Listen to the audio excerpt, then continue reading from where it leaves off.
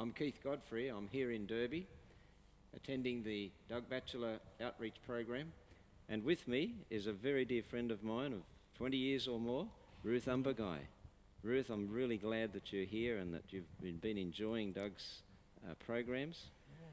Ruth has a story, and her story of how she met Jesus before her life, what her life was like before then, and the difference that Jesus has made. Ruth, would you mind sharing your story with us, Yep, please? I will. Before I met Jesus, and my parents were Christians, but I didn't go that way. I knew there was a Jesus, but I just knew him by his name because they used to mention it. And I just went my own way, like just go drinking, partying, going with anyone I wanted to go with, and like I thought that the world was giving me everything. But I knew I was longing for something, but I didn't know what. And I said to myself, well, I have to try and find this God, like I have to find this Jesus where I don't know him properly, because I just knew him by his name. And my mom was a Sunday school teacher, and we used to have prayers in my home before we went to school. And it was just reading the Bible and just saying prayer, and it didn't matter to me. I just kept on going, drinking and partying and everything. I started smoking, just ordinary smokes, not the drug or anything. But I know that cigarette's still drug, so. And I used to go from town to town, like from Broome to Derby, Fitzroy, Port Hedland, and then when I got really heavy into drinking and drank and drank and drank, and I didn't care what was going to happen to me, what my parents thought of me, my family thought of me. I just said, I'm going my own way. You can all stay here. I just want to go and enjoy myself.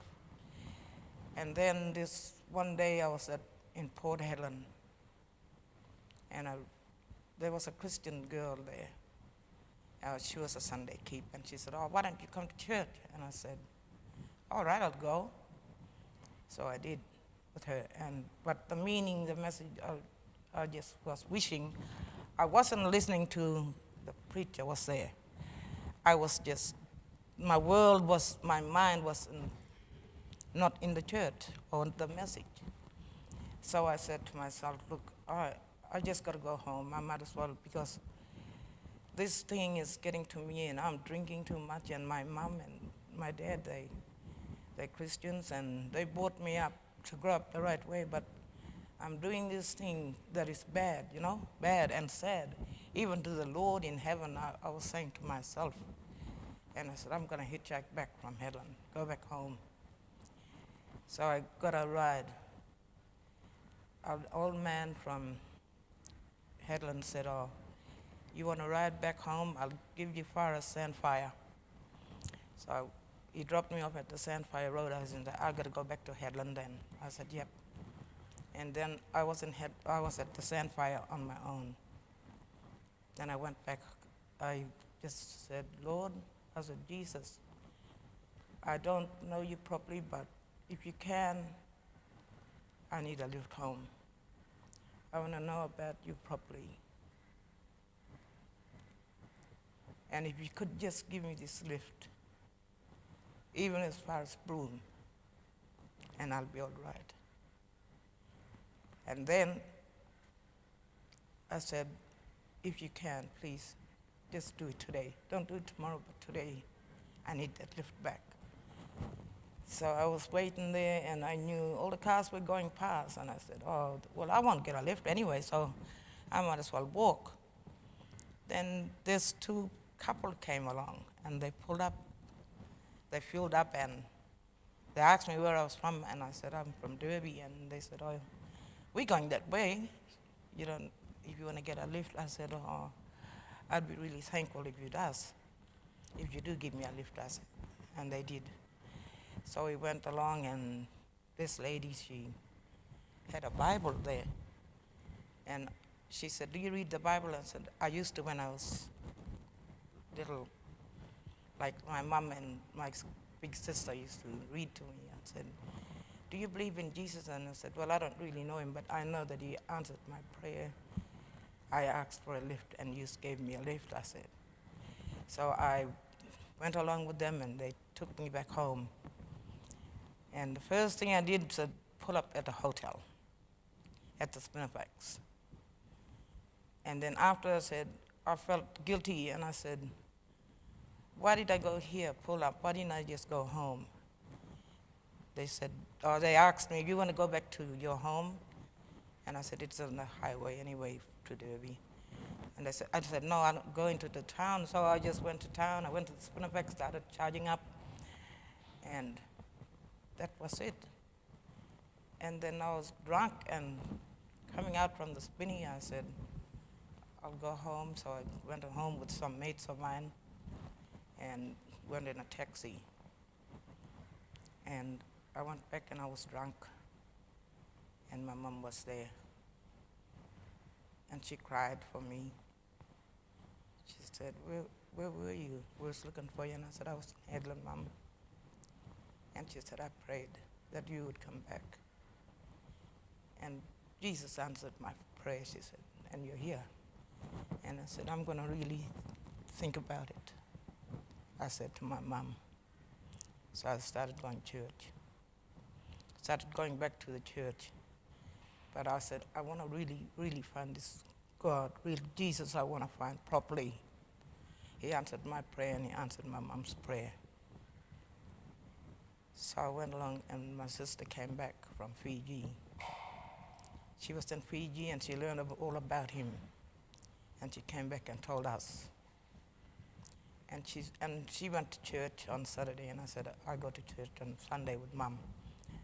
And I said, "Anyway, in the Bible, where this belong to? What this church you go to?" And she said, "It's in the Bible, and I will show you." So she did. And I was thinking and thinking and thinking, and I said, "Well, I want to know him properly." I told Heather, "Could you just tell me about him?" She said, "I will, of course." So she told me all about the Bible. She was reading it out to me, and I was getting deeper and deeper. And then she said, "Oh, you know about this preacher? His name is Doug Batchelor, and Pastor Brother Kenneth Cox." So I was looking at their videos, and Heather said, "You want to know the truth, you read from here first. You don't get it from me, but I'm showing you everything." And I really, really wanted to know this Jesus. And I said, "You know what, Heather? When I was in Headland, I prayed to him. I was at the Sandfire Roadhouse. And he gave me a lift all the way here to Derby, back home." And then Heather started talking to me, and I kept going back to her and asking her questions, asking her about this Jesus. And then I was starting to get things inside. I said, "Look, I want to know him properly. I want to forget my way. I want to forget about this drinking, this smoking, this chasing blokes." I just said like that. And Heather said, "You can. Only Jesus can help you. You just pray to him every day. And you read, I'll help you. But you have to do it yourself. You got a choice. He gave you that choice. It's him or Satan." So your sister Heather was a very important person Yep. in that turning point. Yes, in the for you to turning come point to of my Jesus. life, yeah. And then I started to come, and she said, "You want to come to church?" So I said, "I'll go. I'll test this Seventh-day church."